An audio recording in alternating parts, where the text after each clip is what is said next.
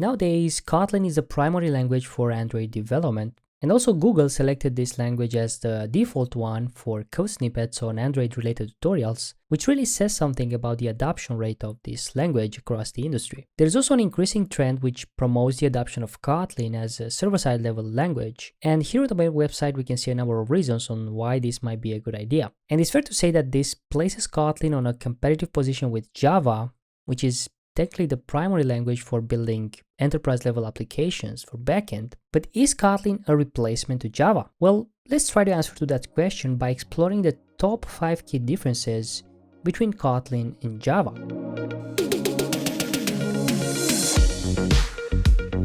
The first key difference between Java and Kotlin is the way they play with classes that hold data. In Kotlin, they are called data classes, but you can also find them as data transfer objects or plain old Java objects. They're essentially the same thing, just classes that store data and don't have any kind of functionality. So usually in Java, a class like that has just a bunch of private fields, a constructor that is used to initialize them, and also getters and setters for each field, so we can interact with them individually. And if you want this class to play well with collections, you need to also override equals and hash code. So as you can see, we got over 50 lines of code for a class that only has 3 fields. In Kotlin, the equivalent class looks like that. So with less than 10 lines of code, we define the exact same class in a more concise way. Because in the background, Kotlin creates for us all the getters and setters, and also equals and hash code. So we don't have to worry about those functions anymore. Notice this data keyword, which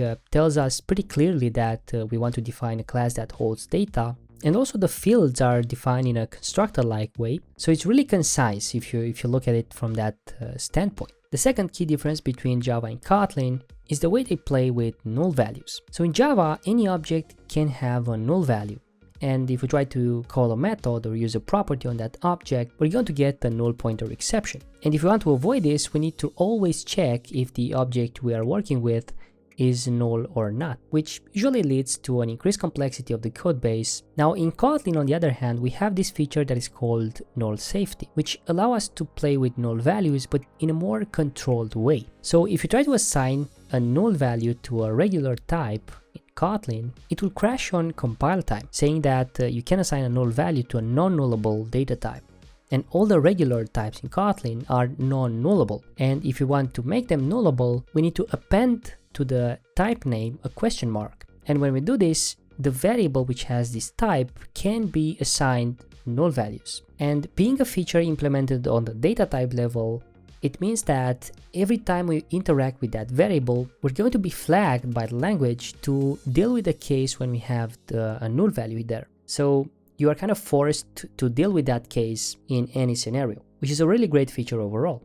The third key difference between Java and Kotlin is the way they play with multithreading. So in Java, if you want to run a piece of code on a different thread, the resource optimal way is to use a thread pool, which is just a collection of threads that are reused when we want to execute different tasks on them. And the way we execute a task on a thread pool is by using the submit method, where we have to pass a runnable which contains the actual instructions that we want to execute on a different thread. We can also get the result of a task by using an overloaded version of submit, which returns a future that we can use to either get the result of a task or even cancel it if we want to. Now, one important thing to note about runnables and thread pools is that if your runnable takes 3 minutes to execute, then the thread on which it was scheduled will be blocked for 3 minutes. So there's no way to reuse that thread in that time frame. So in Kotlin, the things are completely different. To be able to run a piece of code on a different thread, we need to create a coroutine, which is essentially a lightweight thread or a suspendable task. And to be able to create one, we need to use a coroutine builder. And run blocking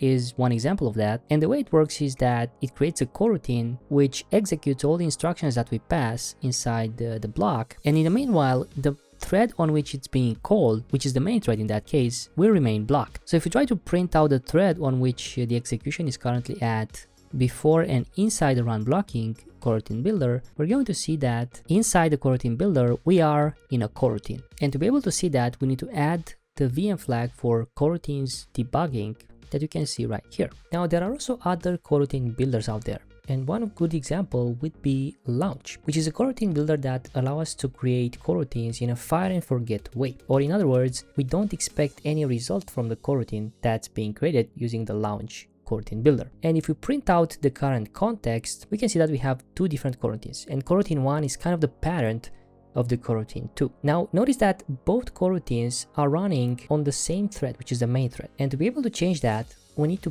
pass a context to the launch coroutine builder, which can be equal to dispatchers.default. A dispatcher is basically a thread pool in the coroutines world, which is optimized for different workloads for the coroutines. And if you run the code now, we can see that the coroutine created using the launch builder is now running on a different thread. Now we can't talk about coroutines if we don't mention suspending functions, which are simply functions which have the suspend modifier. And from a semantic perspective, they should be functions that take longer to execute.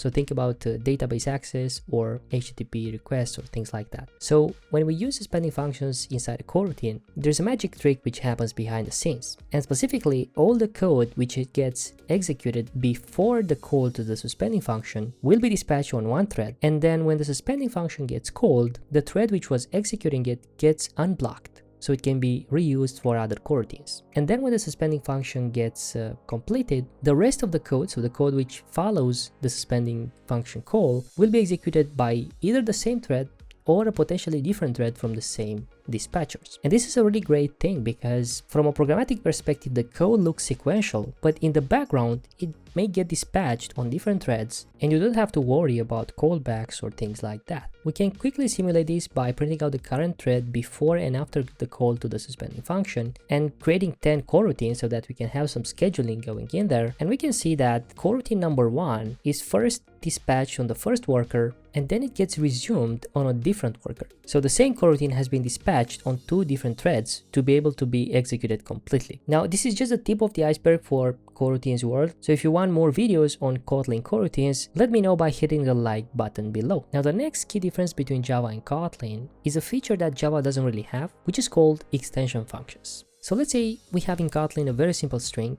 and we want to encode that string to a base64 format. And it would be really nice if the string class would have this method so that we can call it directly, but unfortunately this doesn't really happen. So in Kotlin we're able to do this by creating an extension function, which looks like that. As you can see in the function signature, we need to specify the class that we want to extend, followed by the method that we want to add, and inside that method we refer to the object on which the method has been called as this, which is a really simple and elegant way of adding new functionality to a class. So the last key difference between Java and Kotlin is around checked exceptions. So in Java, checked exceptions are the ones that we are forced to catch at compile time. So if you have to use a class like file reader, for example, we have to catch file not found exception because the file may not be on disk. So we have to either wrap the method which is throwing the exception inside the try catch block or add it as a throws clause to the outer method. So in Kotlin, on the other hand, we don't have checked exceptions. And this comes with both advantages and disadvantages. So on one hand, the code is more readable, but on the other hand, if you're missing to catch those exceptions, the entire application will crash.